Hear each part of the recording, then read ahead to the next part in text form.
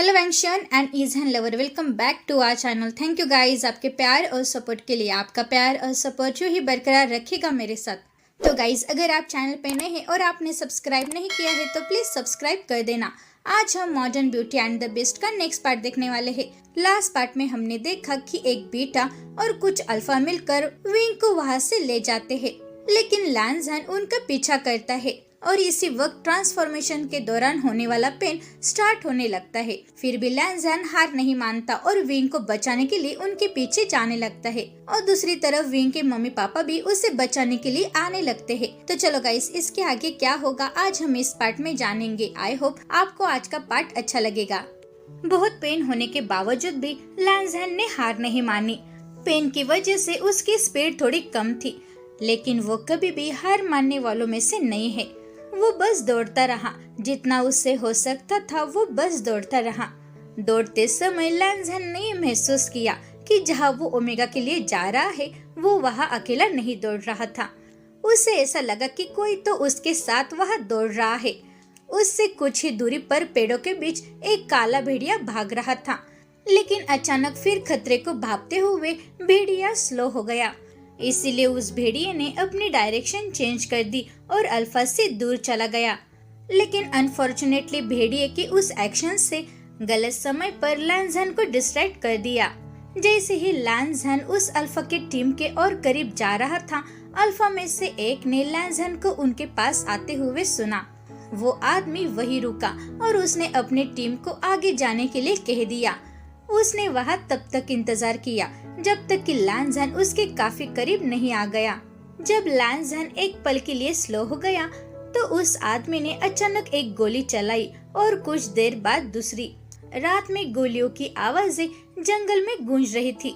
गोलियों की आवाज के बाद एक तेज और पेनफुल चीख सुनाई दी। अल्फा की टीम आवाज सुनकर रुक गए और उन्होंने पीछे मुड़कर देखा। वो आदमी जो केवल ओमेगा की बाह पकड़े हुए था, ये देखकर उसने पीछे से विंग की गर्दन और कमर के चारों ओर अपनी बाहें डाल दी। फिर बीटा के इंस्ट्रक्शन में वे सभी उस अल्फा के पास चले गए जिसने कुछ देर पहले गोलियां चलाई थी। इसके बाद उन्हें पता चला कि आखिर यह क्या हो गया और विंग को अपनी आंखों पर विश्वास नहीं हो रहा था। लैंज़न जो जमीन पर अपने आधे घुटने टेके हुए था, गन के शॉट्स लैंज़न के कंधे और पैरों में लगे थे, लेकिन घाव इतना ज्यादा था कि उसकी उंगलियों के बीच से उसका खून बह रहा था। लैंज़न ने विंग को एक पेनफुल नजर से देखा क्योंकि उसे ओमेगा की नजदीकियां महसूस हो रही थी। नहीं लैंज़न, ओमेगा डर से और निराशा में चिल्लाया क्योंकि उसने अल्फा के कोल्ड लोहे की पकड़ से खुद को फ्री करने में असफल रहा। ठीक है, तो यहाँ कौन हीरो के कैरेक्टर निभाना चाहता है? बेटा ने लैंज़न की ओर कुछ कदम बढ़ाते हुए कहा। चलो मैं तुम्हें दिखाता हूँ कि यह कौन हीरो है। लैंज़न ने उस बीटा को पकड़ने की कोशिश करते हुए कहा, लेकिन एक अल्फा ने उसे नीचे गिरा दिया। इस वजह से लैंज़न फिर से जमीन पर गिर गया और वो फिर पेन की वजह से कराने लगा। नहीं, प्लीज रुक जाओ, प्लीज उसे चोट मत पहुँचाओ, प्लीज मेरे लिए, प्लीज ऐसा मत करो। विंग ने रोते हुए भीख मांगी। तुम जानते हो कि हीरो के साथ अक्सर क्या होता है ना? जिन ग्वांगियाओ ने कहा। जिन ग्वांगियाओ ने अपनी बंदूक निकाली और उसने लैंज़न के माथे पर उस बंदूक को रख दिया, लेकिन इससे पहले कि वो ट्रिगर दबा पाता, विंग ने उसे रोक दिया। प्लीज ऐसा मत करो, उससे गोली मत मारो, विंग चिल्लाया। डरे हुए ओमेगा की आवाज जिन ग्वांगियाओ ने खुशी के साथ सुना। उसे वहाँ अल्फाज और ओमेगा पर अपनी शक्ति का दबाव अच्छा लगा। तो ये सच है कि वो अल्फा तुम्हारे लिए वाकई बहुत इम्पोर्टेंट है? उस बीटा ने पूछा।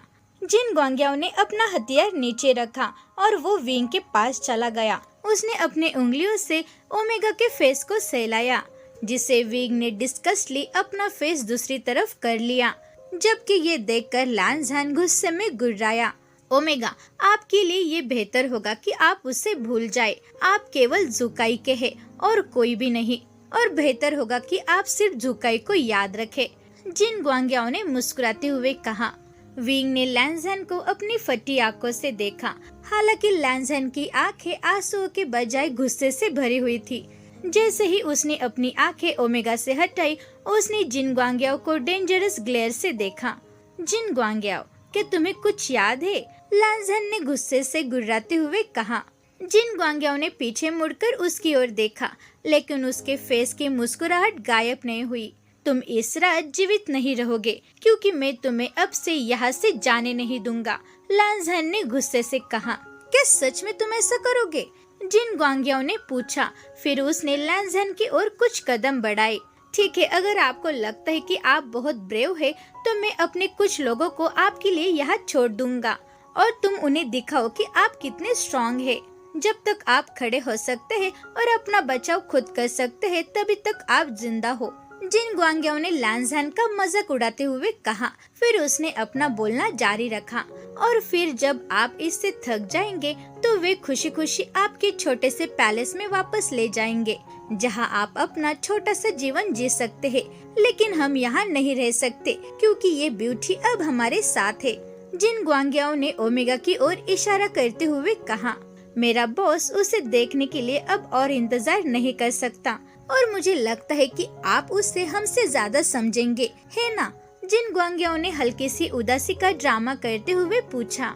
इसीलिए तो तुम सब यहाँ से जिंदा नहीं जाओगे, तुम सब मेरे हाथों से मरने वाले हो, लांझन ने अपने फेस पर एक डेंजरस ग्लेयर के साथ कहा। लेकिन तब ना तो जिन ग्वांग्याओ और ना ही अल्फाज ने उसे सीरियस लिया। उन सभी को ऐसा विश्वास हो रहा था कि एक घायल अल्फा उनका क्या बिगाड़ लेगा, और उस घायल अल्फा के पास उन्हें मारने का मौका भी नहीं है। इसीलिए उस बीटा और अल्फाज ने लांझन को कम समझा। ठीक है, तुम चाहे जो करो, मैं तुम्हें बेस्ट ऑफ लक देता हूँ, जिन ग्वांग्याओ ने कॉन्फिडेंटली कहा। लेकिन फिर उसने लांझन की ओर पीठ कर ली। तो तुम सब और मजे करो, जिन ग्वांग्याओ ने अपनी आदमियों को इशारा किया। जिन ग्वांग्याओ और एक अल्फा जिसने ओमेगा को पकड़ रखा था, वे वहाँ से चले गए, और अदर अल्फाज लांझन के साथ वही रहे और बीटा के गायब होने का इंतजार करने लगे। नहीं नहीं, प्लीज उसे अकेला छोड़ दो, उसे चोट मत पहुंचाओ। लांझन, लांझन, प्लीज उसे अकेला छोड़ दो, प्लीज लांझन को कुछ भी मत करो। ओमेगा तब तक चिल्लाता रहा जब तक कि उस आदमी ने विंग का मुंह बंद नहीं किया। लांझन बेबसी से ओमेगा को ले जाते हुए देख रहा था। उसे अपनी आंखों में डर और पेन महसूस हो रहा था। बंदूक की गोली का घाव या ट्रांसफॉर्मेशन होने के दौरान का पेन, इस पेन से ये पेन कहीं ज्यादा था, जो विंग को दूर जाते हुए देखना। जब से लांझन को वो कर्स मिला था, उसके लिए हर रात एक टॉर्चर प्रॉब्लम और एक नरक बन गई थी, और कुछ घंटे उसे अपनी यादों के बिना बिताने पड़ते थे। उसे हर रात एक मॉन्स्टर के रूप में बितानी पड़ी। लेकिन वो रातें सच में नॉर्मल नहीं थी, पहली बार और शायद आखिरी बार। लेकिन लांझन इस टाइम बहुत खुश था कि ये चांदनी रात उसके अंदर के जानवर को बाहर निकालेगी, क्योंकि वो जानता था कि अल्फा के रूप में उसके पास लड़ाई जीतने या ओमेगा को बचाने का कोई मौका नहीं था, खासकर जब से वो घायल हुआ है। लेकिन जैसे ही वो अल्फा की डार्क शैडो और एक लाइकेन मॉन्स्टर में बदल जाएगा, उसकी जीतने की पॉसिबिलिटी दोगुना हो जाएगी। एक पावरफुल, अनस्टॉपेबल और विंचफुल मॉन्स्टर के खिलाफ ना तो कोई हथियार और ना ही अल्फा उसका ग्रुप काम आएगा। सभी अल्फाओं ने उनके चेहरे पर एक डेविल स्माइल के साथ घायल लांझन को घेर लिया था। क्या आपको अभी भी लगता है कि आपके पास हम में से किसी भी एक के खिलाफ लड़ने के लिए ताकत बची है? एक अल्फा ने हंसते हुए लांझन से पूछा। लांझन ने इसका कोई भी जवाब नहीं दिया। उसने बस उस आदमी की तरफ देखा। लांझन की आंखें धीरे धीरे काली और उसकी स्माइल धीरे धीरे डेविल में बदलने लगी। ये क्या है? वो आदमी थोड़ा डर गया और एक कदम पीछे हट गया।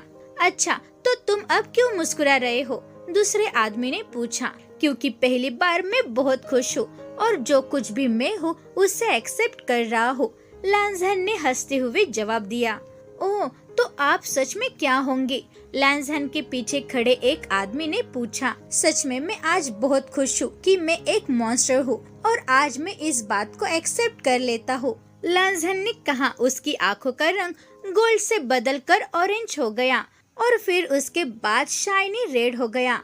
मैं एक रात का खौफ हूँ, लांझन ने हंसते हुए जवाब दिया। जैसे ही लांझन ने अपना सेंटेंस पूरा किया, उसने खुद से विरोध करना बंद कर दिया।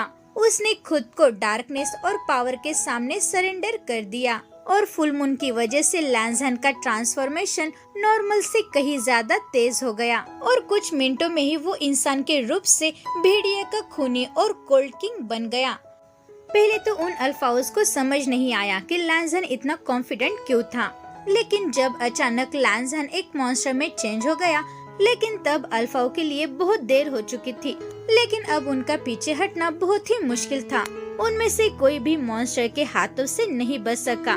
ऐसा लगता है कि मॉन्स्टर के हाथों से ही उन अल्फाओज की मौत होने वाली थी और सच में कोई भी उस मॉन्स्टर के हाथों से नहीं बच सका। सिल्वर मून की नाइट जल्द ही एक खूनी नरसंहार रात में बदल गई।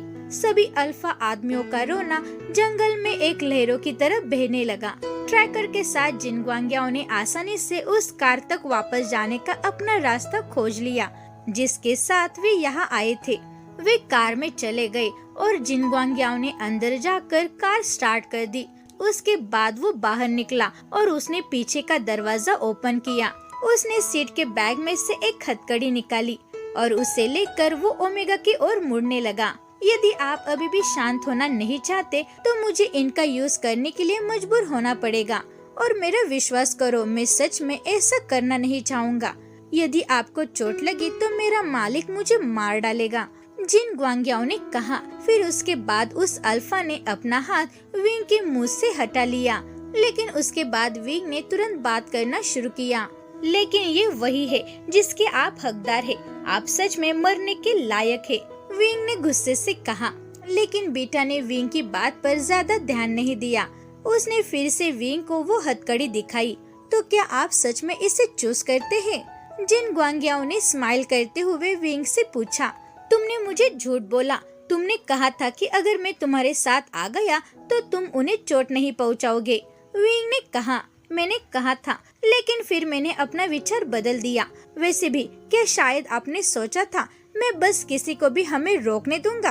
अगर आप ऐसा सोचते हैं तो आप सच में गलत थे और उस अल्फा के कारण अब सब पनिश हो गए, जिन ग्वांग्याओं ने कहा और उसने अचानक ओमेगा की कलाई पकड़ ली। आपके लिए एक अच्छी सलाह है, आज्ञाकारी बनो क्योंकि तुम्हारे अल्फा को ये बिहेवियर पसंद नहीं आएगा। याद रखो कि तुम सिर्फ एक ओमेगा हो। अब मेरी बात मानो और कार में बैठ जाओ, नहीं तो मैं।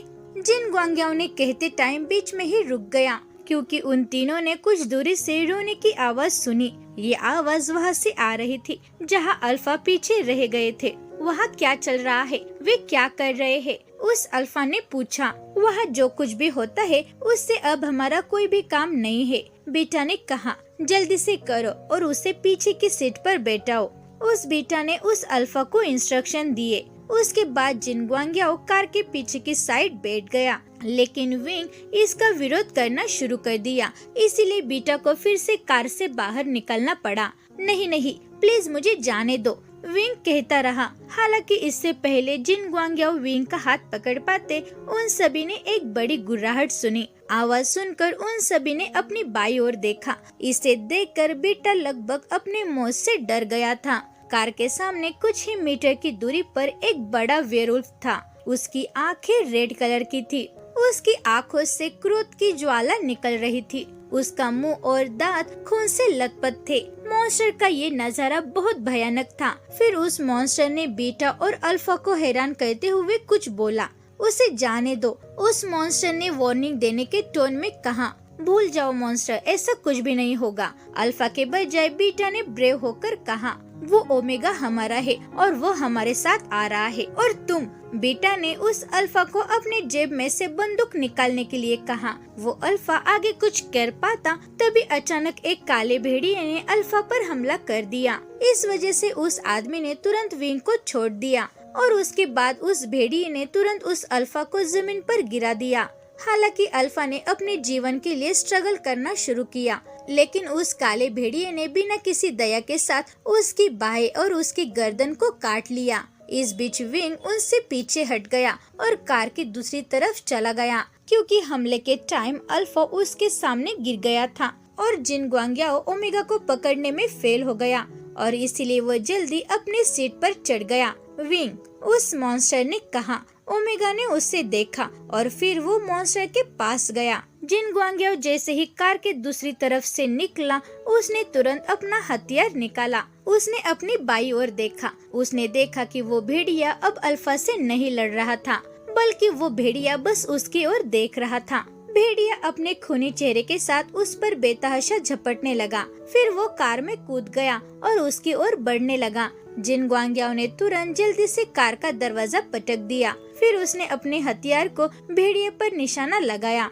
लेकिन जैसे उसने देखा कि ओमेगा उस मॉन्स्टर की ओर चल रहा है, तो जिन गुआंगियाओ के लिए नया टारगेट वो मॉन्स्टर बन गया। विंग मॉन्स्टर से कुछ ही कदम दूरी पर था जब वो रुक गया और उसने पीछे मुड़कर देखा, क्योंकि उससे एक फैमिलियर वॉइस उसके कान से टकराई। मैं तुम्हें अब हमारे रास्ते में आने नहीं दूंगा, तुम एक कर्स मॉन्स्टर हो। बेटा दहाड़ने लगा। फिर उसने मॉन्स्टर पर अपनी बंदूक तान दी। बेटा के इस हरकतों से विंग डर के मारे पीला पड़ गया। नो, प्लीज ऐसा कुछ मत करो, ओमेगा जोर से चिल्लाया। उसके बाद विंग उस मॉन्स्टर तक पहुंचने की कोशिश करने लगा। तभी अचानक बंदूक से गोली चल गई। बंदूक की गोली चलने के बाद सब कुछ अचानक खामोश हो गया। हर कोई मौन था। कुछ पलों के लिए टाइम रुक गया। कोई अपनी जगह से भी नहीं हिला, कोई आवाज नहीं हुई और कुछ भी नहीं हुआ। बस गहरा सन्नाटा हर जगह छा गया। तो गाइस, आपको आज का पार्ट कैसा लगा? तो गाइस, आपको क्या लगता है कि ये गोली किसको लगी होगी? क्या कोई इस गोली से बच पाएगा? और क्या मॉन्स्टर अपने ओमेगा को बचा पाता है? ये तो हम आने वाले पार्ट्स में जानेंगे।